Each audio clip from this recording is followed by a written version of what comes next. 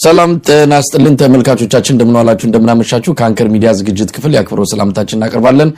በተለያዩ ርዕሰ ጉዳዮች ላይ በማተኮር መረጃ ወደ እናንተ የምናደርስበት እንደዚሁም በአንዳንዶቹ ላይ በትንታኔ የምንመለከተውን ርዕሰ ጉዳይ የምናጠነጥንበት ነው። የአንከር የመረጃ ክፍለ ጊዜ አብራችሁን እንድትቆዩ የምንጋብዘው እኔ መሳይ መኮንና ገለታው ዘለቀ በጋራ በመሆን ነው። መልካም ጊዜ።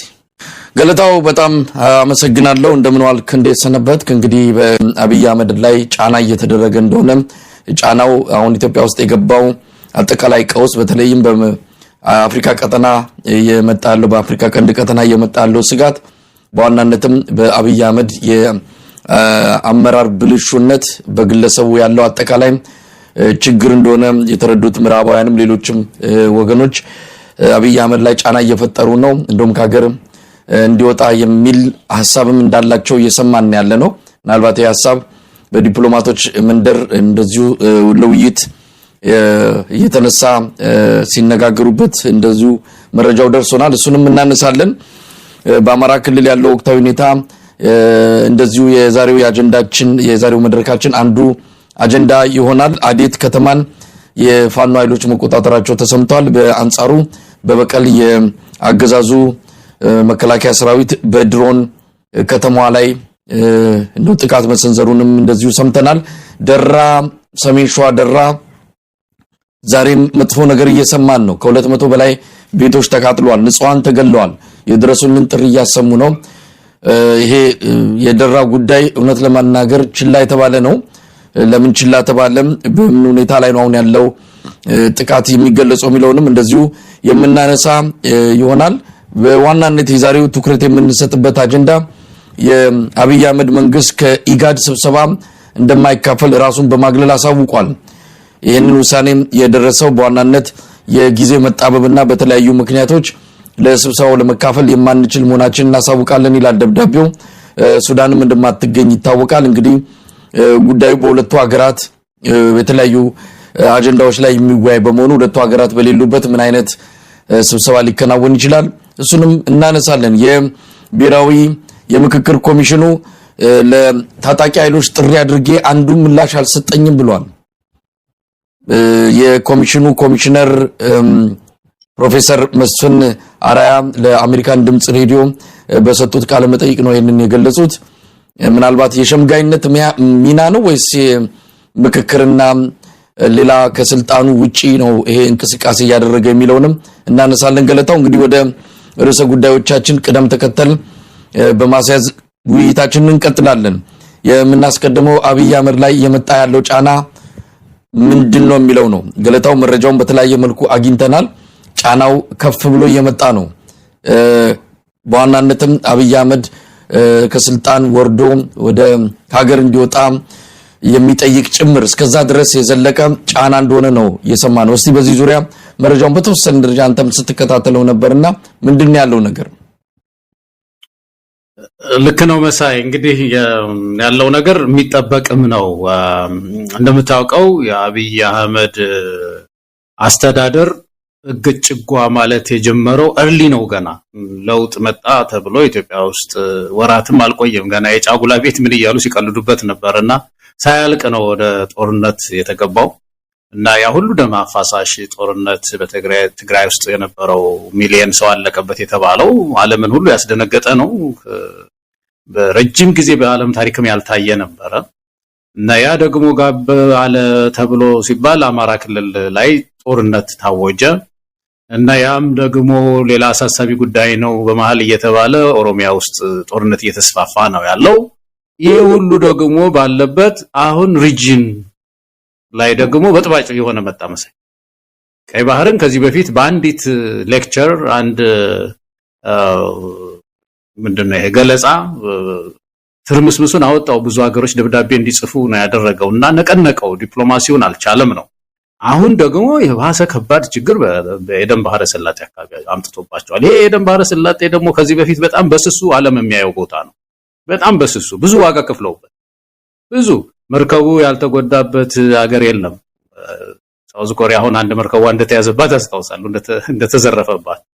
ብዙ ሀገሮች በዛ አካባቢ ዋጋ ከፍለዋል እና አሁን እዛ አካባቢ ሌላ ነውጥ አይፈልግም። በተቻለ መጠን ረጋ ብሎ የዓለም ንግድ እንዲሳለጥ ነው። አብይ ደግሞ የያዘው መንገድ አሁን ተመልከት። ዛሬም እጄ ጉብኝት ሁሉ አደርጋለሁ፣ የስቴት ጉብኝት አደርጋለሁ፣ እንደ ስቴት ሪኮግናይዝ አደርጋታለሁ ብሎ የሚያቅድ ሰው ነው። ከአሁን በኋላ የምናነሳው ከኢጋድም ጋር ተነጋግሮ ሪጂናል ጉዳዮችን ለመፍታትም ፈቃደኛ ያልሆነ ነው እና ስጋት በስቷል። ስለዚህ ኢንተርናሽናል ኮሚኒቲው እንዲህ ማድረጉ ይጠበቃል ማለት ነውና አሁን የሚሰማው ዜና ምንድነው? አንዳንድ ዲፕሎማቶች ለቀህ ብትሄድ እንመክራለን፣ ብትተው ለሀገርም ለአንተም ለሁሉም ይበጃል የሚል ግፊቶች እንዳሉ እየተሰማ ነው ያለው። ይሄ ጉዳይ የሚቀጥል ነው ይመስለኝ። ሰውየው እንግዲህ የውስጥ ሰዎቹ ጋር ከሰሙ ወይ ድንገት ላይ ሊያደርግ ይችላል ማለት ነው። አንድ ቀን አናውቅም። ገለታው ታሪክ ራሱን ይደግማል ነው። እንደዚህ አይነት ታሪክ ከዚህ በፊትም በተለያዩ ሀገራት መሪዎች በኢትዮጵያም በኮሎኔል መንግስቱ ጭምር ያየነው ነው። በመጨረሻው ሰዓት ላይ ምዕራባውያን መንግስታት ነገሮችን አመቻችተው ከዚህ በላይ ሀገር ከሚቃወስ ከዚህ በላይ ቀጠናው ከሚረበሽ አንተ ስለሆንክ የችግሩ ምንጭ አንተ ስለሆንክ የዚህ ችግር ሁሉ መነሻ ዞር ብትል ነገሮች ይሻሻላሉ የሚል ሐሳብ ያቀርቡ በዲፕሎማሲያዊ ጫና ኮሎኔል መንግስቱም ከሀገር እንዲወጡ የተደረገበትና ሌሎች ሀገራትን መሪዎች መጥቀስ ይቻላልና አሁን እንደውም ይሄ ሰውዬ ከዛ በላይ ነው ስጋት የደቀነው። ኮሎኔል መንግስቱ በዛ ደረጃ የአፍሪካ ቀጠና ላይ የአፍሪካ ቀንድ ላይ እንደዛ አይነት ስጋት አልደቀኑም። አብይ አህመድ ግን የአፍሪካውን ቀንድ ለማመስ ምንም አይኑን ሳያሽ የሚገባ ሰው እንደሆነ እያየን ነው። ደንታ የለውም። ይሄ ደንታ የለውም። አንዳንድ ወገኖች ከጥንካሬ ያዩት ትንሽ ተቸግረናል። በተለይ የሱን ነገር ሳላምጡ የሚወጡ እሱን እንደ ጣዖት የሚያመልኩ ሰዎች አብይ አህመድ እንደዚህ እብሪተኛና ትዕቢተኛ ሲሆን ይሄንን የብቃት መለኪያ ያደረጉ ጠቅላይ ሚኒስትራችን አንተ ባትኖር እኮ እያሉ ከውዳሴ ቃላት የሚያሽጎደጉዱለት ሰዎችን የነሱን አይደለም እነሱ ለጥ ብለው ተኝተዋል። መቼ እንደሚነቁ አናቅም። ምናልባት አብይ አህመድ ብስ ብሎ ሲሄድ የዛን ጊዜ ሊነቁ ይችላሉ። ይሄ ሰው ችግር ላይ ነው ያለው። ከፍተኛ ችግር የማንነት ቀውስ ውስጥ የገባ ሰው ነው። ያላቀሙ ቦታውን አግኝቶታል። ያላቀሙ ድንገት ነው ያገኘው። እውነት ለመናገር ድንገት ነው ይሄን ጠቅላይ ሚኒስትርነት ቦታ ያገኘው እንጂ በስነ ልቦናም በብቃትም በእውቀትም በምንም ነገር ዝግጁነት የሌለው ሰው ነው ድንገት አጭበርብሮ ቦታውን ያገኘው። ስለዚህ ሁሉ መከራ የመጣው ከዚህ ሰውዬ ስነ ልቦና ከአቅም ማጣት ከአቅም ማነስ ከብዙ ነገር ልናየው እንችላለን። ስለዚህ እዚህ ሰውዬ ዞር ማለት ኢትዮጵያን ብቻ ሳይሆን የአፍሪካን ቀንድ ሊታደግ ይችላል ከሚል አንፃር ነው ምዕራባውያን መንግስታትም ሌሎችም በተወሰነ ደረጃ ጫና ያደረጉ ያሉት። ጫናው የመጨረሻው ጥግ ከሀገር እንዲወጣ ሊሆን ይችላል። ሌላው እየተደረገበት ያለው ጫና የሽግግር ነገር እንዲመሰረት የነገር እንዲረግብ አጠቃላይ ሀገራዊ የእርቅ የምክክር ነገሮች እንዲደረጉ ግፊት ያደርጉበት እንዳለም ሰምተናል። ከዚህ በፊትም እንዲህ አይነት መረጃ ወጥቶ ነበር። አሁን ግን ጠንከር እያለ እየመጣ ነውና ገለታው ከዚህ አንፃር አብይ ሊቀበል ይችላል። ሰውየው ትንሽ ጀብደኛ ነው፣ ሊያደርገው ይችላል ብዬ አልጠብቅም። ዛሬ አንድ ቴሌቪዥን እያየሁ ነበር መሳይ እና ስለ ኢዲ አሚን ዶክመንተሪ እንደ ዶክመንተሪ ነገር ነው የኢዲ አሚንን ታሪክ ነው የሚናገረው ጋዜጠኛውና በጣም ይመስጥ ነበር እና እሱ ሲናገር ከአብይ ጋር የሚመሳሰሉ ነገሮችን እስቲ ላውጣ ብዬ ጀምር። የሚገርም ነገርና ወደ ኋላ ታሪካቸውን ስታይ የሚገርም ሁለቱም ወታደሮች ነበሩ። ሁለቱም አብይም ወታደር ነው እንደምታውቀው ኮሎኔል ነው፣ ያኛውም ኮሎኔል ነው እንደዛው ወታደር ነበረ ቀደም ባለው በዶክተር ኦቦቴ ዘመን ማለት ነው። ከዛ ሁለቱም የደህንነት ኃላፊ ሆነው ሰርተዋል። የሚገርም ነገር ኢዲ አሚን የደህንነት ኃላፊ ነበር። ኦቦቴ የተባሉት ዶክተር ኦቦቴ የተባሉት ፕሬዚዳንት በሳቸው ጊዜ የደህንነት ኃላፊ ሆኖ ሰርቶ ነበር። አብይ አህመድም በነ ኃይለማርያም ጊዜ በነመለስም ጊዜ ያው እንደምታውቀው የደህንነት ሰው ነበረ፣ የኢንሳ ዳይሬክተር ነበር። ሶስተኛ በጣም የሚገርም ነገር ጋዜጠኛው ሲናገር ሁለቱም ትሁት ነበሩ። ኢዲ አሚን ወደ ስልጣን ከመምጣቱ በፊት ብታይ በጣም ተወዳጅ በጣም ትሁት ሸጦ ነው የሚሄደው። በቃ አለ ጎንበስ ብሎ እንዲህ አድርጎ ምን ብሎ ቀላልዶ እንትን የሚል ነው እና በዚህ የሚታወቁ ነበሩ።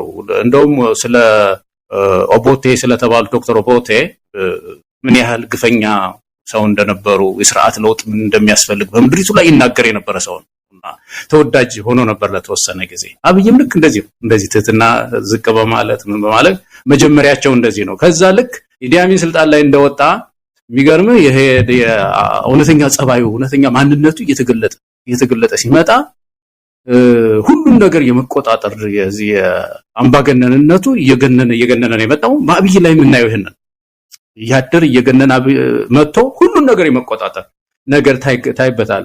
ሌላው በጣም ያስገረመኝ ነገር ሁለቱም ስልጣና የሚወዱ ናቸው። አሁን ኢዲ አሚን ዶክተሮችን ሁሉ የኡጋንዳን ዶክተሮች ሰብስቦ ስለ አልኮል ጠቀሜታ እንደሌለው ሁሉ እሱ ራሱ ሲጠጣ ተውበሉኝ እያለ ሁሉ ሲመክር ቪዲዮውን ሁሉ አየሁኝ። ይገርማል። እና ስልጣና በቃ ዶክተሩንም ማስተማር ያንንም ማስተማር የኢዲ አሚን ይሄ አንዱ ስራው ይሄ ነበርና አብይም ይሄ ነው ሲሰራው። አርቲስቱን ያስተምራል፣ ዶክተሩን ያስተምራል። ይሄ ስለልቦና እንደዚህ ታሪክ ተያያዥነቱ ገረመኝ በጣም። ሌላው በጣም የሚገርም ነገር መጨረሻ ላይ ወደ ስልጣን ከኢዲ አሚንን ያባረረው ነገር የውስጥ አመጽ እየበረታ ሲሄድ ኡጋንዳውያን በዚህ ሰው ሲማረሩ በጣም ሲበሳጩ ታንዛኒያ ላይ ነው ጦርነት የጀመረው።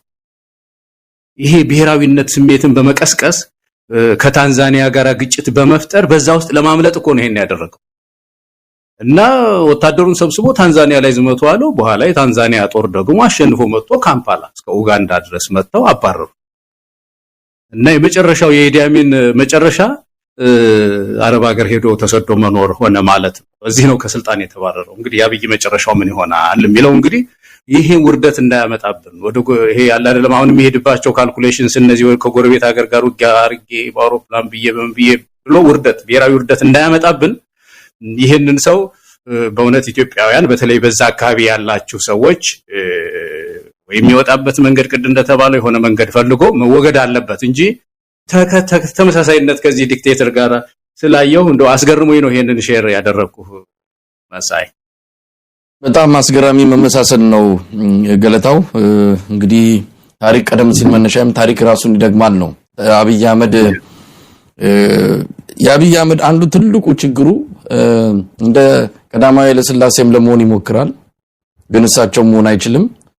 አንዳንድ እሳቸው ሲያደርጉ የነበሩትን እንዳለ ኮርጆ አንዳንድ ነገሮችን ሲያደርግ ይስተዋላል። ደግሞ እንደ ኮሎኔል መንግስቱም ያደርገዋል። ዘራፍ ኢትዮጵያ አንገቴ ይታረዳል እንደዚህ አይነት ነገሮችን ያደርግና ደግሞ ኮሎኔል መንግስቱ ያው ቀጥ ያለ አቋም ነው ያላቸው ወደርንም ጠላንም። ደግሞ እንደመለስ ዜናዊም ያደርገዋል። ብሔረሰቦች እኩልነት እንዲህ አይነት ከብሔረሰቦች መብት ጋር የተያዘ ብሔረሰቦች መብት አይታገል አይደለም፣ ግን የፖለቲካ ማጠንጠኛ አድርጎ ልክ እንደመለስ ዜናዊ በልዩነት ፖለቲካ ላይ ሲሰራ ነው የኖረው።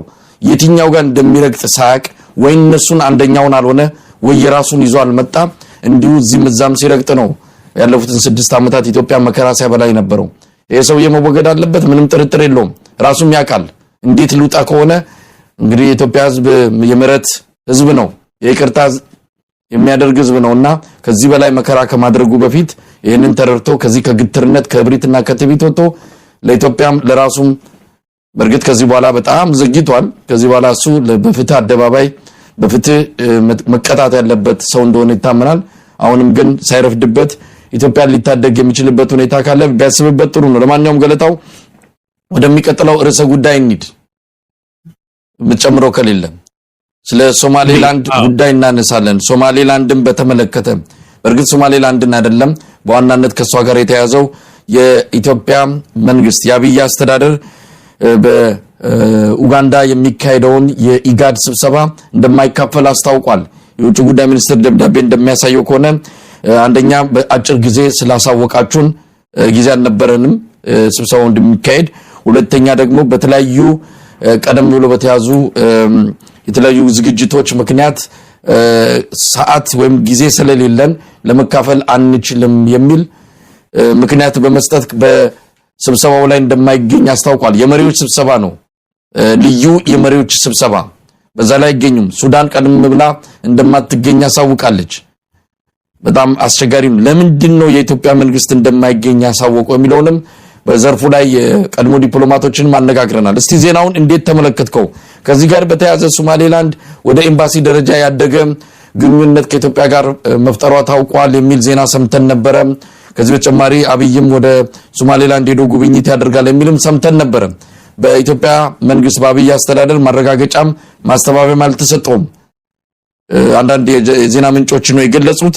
ይሄ እውነት ነው አይደለም የሚለው እንዳለ ሆኖ ይቀመጥና ግን አሁንም የአብይ አስተዳደር ገፍቶበታል።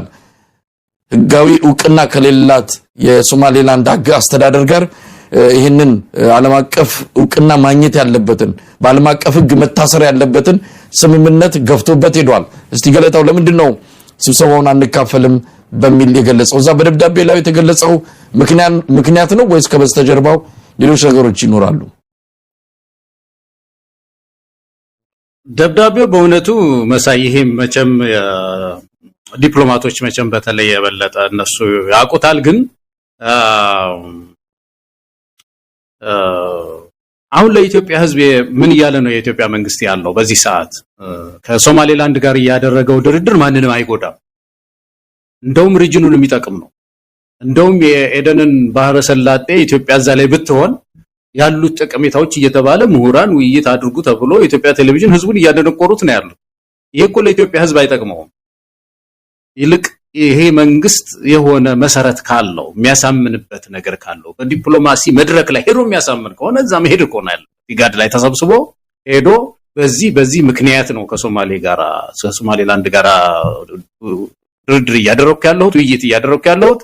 ሞቃዲሾ ላንቺም ስጋት አይሆንም፣ ይሄ ለአፍሪካ ቀንዶም ስጋት የሚሆንበት የለም ብሎ የሚያሳምንበት ነገር ካለው መሄድ እኮ ነው ያለበት። ለምን ይሰርዛል?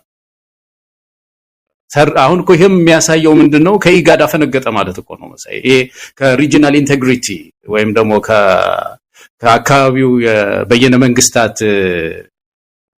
መረብ ውስጥ እየወጣ ነው ያለው ማለት ነው። ይሄ በአንድ በኩል ምንድነው የሚያሳየው? የኢትዮጵያ መንግስት የረገጠው ህግ አለ ማለት ነው። ያፈረበት ራሱ የተሸማቀቀበት በዛ ስብሰባ ላይ መገኘት የማይፈልግበት ስራ ሰርቷል ማለት ነው።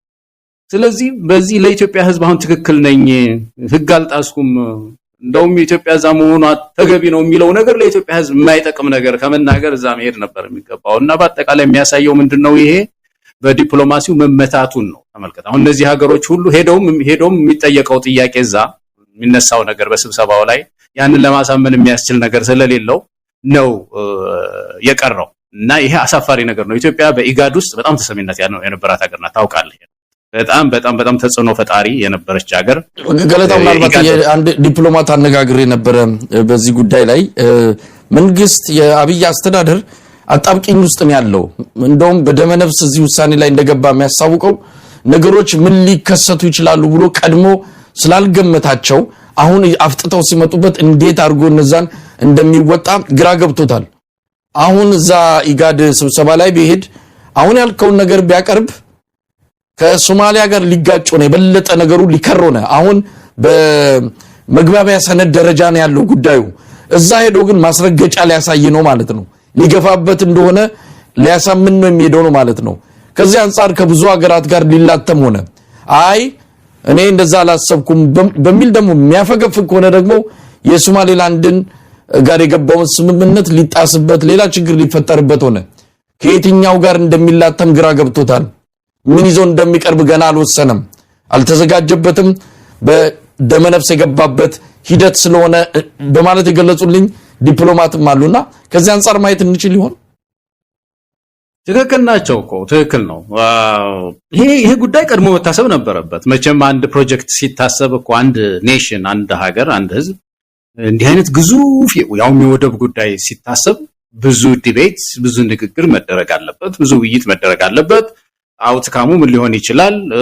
ሌሎች ደግሞ ትሬትስ የሚባሉ አሉ አይደለም፣ እነዚህ ስጋቶች ምን ሊሆኑ ይችላሉ? ኦፖርቹኒቲስ ምንድናቸው ያሉት የሚባል ጥናት እኮ ያስፈልጋል። እነዚህ እኮ አንዱ ከስጋቶቹ አንዱ እኮ ይሄ የኢጋድ አቋም፣ ይሄ አቋም፣ የሶማሌ ጉዳይ፣ የኢንተርናሽናል ኮሚኒቲ ጉዳይ፣ እነዚህ ሁሉ ትንታኔ ውስጥ መግባት አለባቸው። እነዚህ ሁሉ ታይተው ሚዛኑ ከፍ ሲል፣ ስጋቶች በጣም ከቀነሱ፣ ተስፋው ሲበዛ ነው መንግስት ጥልቅ የሚል። አሁን የኢትዮጵያ መንግስት እኮ በቃ ስጋት በስጋት በሆነ እንትን ውስጥ ነው ራሱን የከተተው። ስለዚህ ከዚህ በኋላ የሚጠሩ ስብሰባዎች ላይ አሁን ሶማሌ ዩኤን ላይ ከሳ ዩኤን ላይ ቢጠራ የኢትዮጵያ መንግስት እኮ ላይሄድ ይችላል እኮ ከዚህ በኋላ ማለት ነው። በየመድረኩ አይገኝም ማለት እና ይሄ ምንድነው እንግዲህ የሚያሳየው ያው ነጥቡን እየጣለ የበለጠ ጠባጫሪ